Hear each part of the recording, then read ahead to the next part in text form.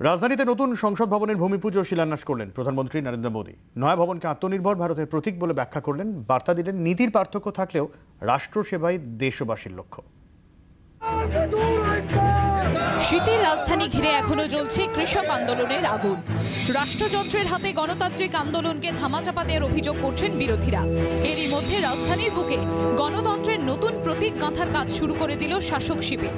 বৃহস্পতিবার দিল্লিতে নতুন সংসদ ভবনের ভূমিপুজো শিলান্যাস করলেন প্রধানমন্ত্রী নরেন্দ্র মোদী।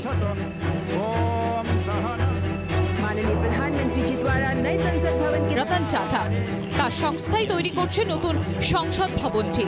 এদিনের অনুষ্ঠানে নয়া সংসদ ভবনকে আত্মনির্ভর ভারতের প্রতীক বলে ব্যাখ্যা করেন প্রধানমন্ত্রী।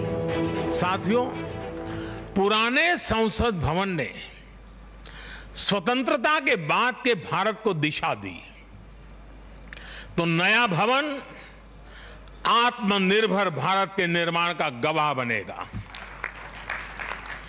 पुराने संसद भवन में देश की आवश्यकताओं की पूर्ति के लिए काम हुआ, तो नए भवन में 21वीं सदी के भारत की आकांक्षाएं पूरी की जाएगी। নীতির পার্থক্য থাকুক, কিন্তু রাষ্ট্রসেবা সকলের লক্ষ্য। প্রধানমন্ত্রীর এই বার্তা কি আন্দোলনকারী কৃষকদের উদ্দেশ্যে? पॉलिसीज में अंतर हो सकता है, पॉलिटिक्स में भिन्नता हो सकती है, लेकिन हम पब्लिक की सेवा के लिए हैं। इस अंतिम लक्ष्य में कोई मतभेद नहीं होना चाहिए। वाद संवाद संसद के भीतर हो या संसद के बाहर, राष्ट्र सेवा का संकल्प, राष्ट्र हित के प्रति समर्पण लगातार झलकना चाहिए। 1921 সালে দিল্লিতে শুরু হয়েছিল বর্তমান পার্লামেন্ট ভবন তৈরির কাজ। প্রায় 100 বছর পর গোলাকৃতি ভবনের পাশেই শুরু হলো ত্রিভুজাকৃতি সংসদ ভবন তৈরির কর্মযজ্ঞ।